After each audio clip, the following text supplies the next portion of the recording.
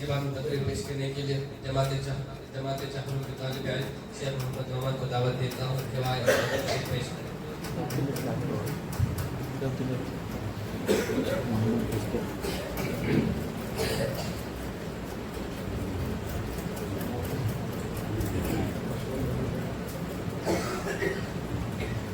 السلام علیکم ورحمۃ اللہ وبرکاتہ.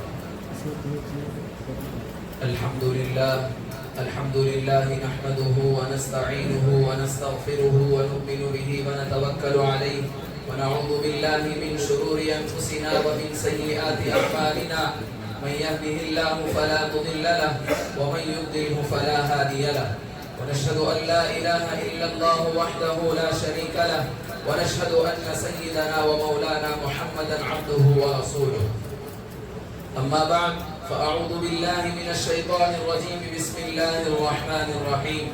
ثاني اثنين إذ هما في الغار إذ يقول لصاحبه لا تحزن إن الله معنا. قال النبي صلى الله عليه وسلم أفضل البشر بعد الأنبياء بالتحقيق أمير المؤمنين أبي بكر الصديق رضي الله تعالى عنه. وقال لو كان بعدي نبي لكان عمر رضي الله تعالى عنه او كما قال عليه الصلاة والسلام. دنیا صداقت میں صدیق تیرا نام تا حشر درخشندہ و تابندہ رہے گا. اور دیکھ لو فاروق کا نہ چاہنے والا تا حشر پراگندہ و پراگندہ رہے گا. اور دیکھ لو عثمان کا نہ چاہنے والا اور دیکھ لو عثمان کا چاہنے والا زندہ تھا زندہ ہے اور زندہ رہے گا. اور علی پر جو ایمان نہیں رکھتا کافر ہے اور کافر ہی وہ بندہ رہے گا. رضی اللہ عنہم ورضوا عنہ. حمد و ثنا کبریائی رب العالمین اللہ جل جلالہ کے لیے. درود و سلام آقا دو جہاں رحمت کائنات فخر موجودات امام المرسلین خاتم النبیین سید الاولین والآخرین شفیع المذنبین رحمت کل ہادی سبل خاتم الرسل پیغمبر اعظم محمد عربی صلی اللہ علیہ وسلم کے لیے. ذی وقار معزز سامعین کرام دعا کیجئے کہ اللہ تعالی ہماری اور آپ کی اس حاضری کو اخلاص کی بنیاد پر منظور و مقبول فرمائے. آمین ثم آمین. آج کا عنوان اور موضوع ایک اہم موضوع ہے. ایک صدیق اکبر کی بابرکت ذات دوسری فاروق اعظم کی مقدس ذات. ان دونوں بزرگوں کی زندگی دونوں کی اہمیت میرے آقا رحمت للعالمین کی نگاہوں میں بڑی تھی بڑی قدر تھی بڑی عزت تھی. صدیق اکبر خلیفۃ المسلمین خلیفہ بلا فصل خسر نبی امیر المؤمنین محبوب رحمت للعالمین خاتم النبیین والمرسلین محبوب رحمت للعالمین رفیق خاتم النبیین تھے. ان کے فضائل شمائل خصائل مناقب خوبیاں بلندیاں ولایت درایت دیانت امانت صداقت عزت عظمت محبت مودت مروت اخلاق و افعال اقوال و اعمال علم و عمل حلم و حکم. ادب و احترام کے بارے میں بیان کرنا کوئی آسان کام نہیں ہے. کن کن خوبیوں کے بارے میں زبان کھولو ان کے فضائل پر نظر جاتی ہے تو نبی صلی اللہ علیہ وسلم کے بعد انہی کے فضائل نظر آتے ہیں. ایمان و عقائد عشق و محبت اخلاق و کردار پر نظر جاتی ہے تو انہی کے فضائل نظر آتے ہیں.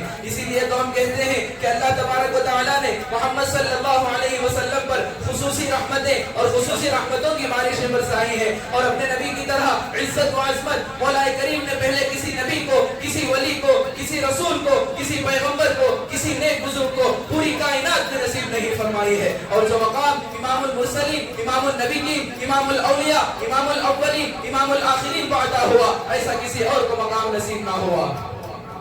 آگے آئیے محمد عربی صلی اللہ علیہ وسلم کے بعد پوری کائنات میں پوری کائنات کے انسانوں میں انبیاء اکرام کے بعد پوری سابقہ امتوں میں یہ شرف یہ مقام یہ مرتبہ امیر المؤمنین حضرت سیدنا صدیق اکبر رضی اللہ عنہ کو عطا ہوا. لیکن عبداللہ بن سبا کی ذریت دشمن صحابہ دشمن ابوبکر صدیق رضی اللہ تعالی عنہ شیعہ رافضی کو انکار ہے کہ ابوبکر رضی اللہ عنہ سے بغض و عداوت ہے. ان کی خلافت بلا فصل سے انکار ہے. ہم پوچھتے ہیں کہ ذرا بتاؤ تم اگر علی رضی اللہ عنہ کو مانتے ہو تو ذرا معلوم کرو کہ اے علی رضی اللہ عنہ آپ کی نظر میں صدیق اکبر کا کیا درجہ ہے. اللہ اکبر. حضرت علی رضی اللہ عنہ کہتے ہیں اشبہ رسول اللہ صلی اللہ علیہ وسلم خلقا و سمعا و سمدا. سیدنا صدیق اکبر کی خلافت میں سیدنا صدیق اکبر حضرت محمد رسول اللہ صلی اللہ علیہ وسلم کی نبوت میں اس طرح رنگے ہوئے نظر آتے ہیں کہ اشبہ رسول اللہ صلی اللہ علیہ وسلم معلوم ہوتے ہیں. سیدنا صدیق کی چال، سیدنا صدیق کی عادت، سیدنا صدیق کے اخلاق، سیدنا صدیق کے کردار، سیدنا صدیق کے اوصاف، سیدنا صدیق کی گفتار، سیدنا صدیق کی نماز، سیدنا صدیق کا روزہ، سیدنا صدیق کا جہاد، سیدنا صدیق کی تبلیغ، سیدنا صدیق کا حج. سیدنا صدیق کی خلافت میں جو رنگ چڑھا تھا وہ رنگ محمد عربی صلی اللہ علیہ وسلم کا رنگ تھا. لیکن افسوس ہی نہیں، بہت ہی افسوس ہے کہ ہم سب نے ابو بکر کی صداقت کو مانا، بڑوں نے چھوٹوں نے مانا، امیروں نے غریبوں نے بھی مانا اور مانتے ہیں. لیکن یہ شیعہ رافضی عبداللہ بن سبا کی ذریت، دشمن صحابہ، دشمن ابوبکر صدیق رضی اللہ عنہ، یہودیوں کو پیروکاروں سے انکار ہے کہ ابوبکر خلیفہ رسول نہیں، امیر المؤمنین نہیں، بلکہ غاصب ہے. نعوذ باللہ، دشمن علی ہے. جبکہ حضرت علی کرم اللہ وجہ اس وقت آتے ہیں جب حضرت سیدنا صدیق اکبر کا جنازہ رکھا ہوا تھا، مجمع کو ہٹاتے ہوئے، چیرتے ہوئے آتے ہیں اور فرماتے ہیں اشبہ رسول اللہ صلی اللہ علیہ وسلم خلقا و سمعا و سمدا. علی تو صدیق اکبر سے محبت رکھتے ہو، پھر یہ کیسے ہو سکتا ہے کہ سیدنا صدیق اکبر علی سے بغض رکھیں؟ یہ تمہارا سمجھنا غلط ہے، خیال باطل ہے، ارادے باطل ہیں، نیت خام ہے، عقیدہ کمزور ہے اور عشق صحابہ نہیں ہے.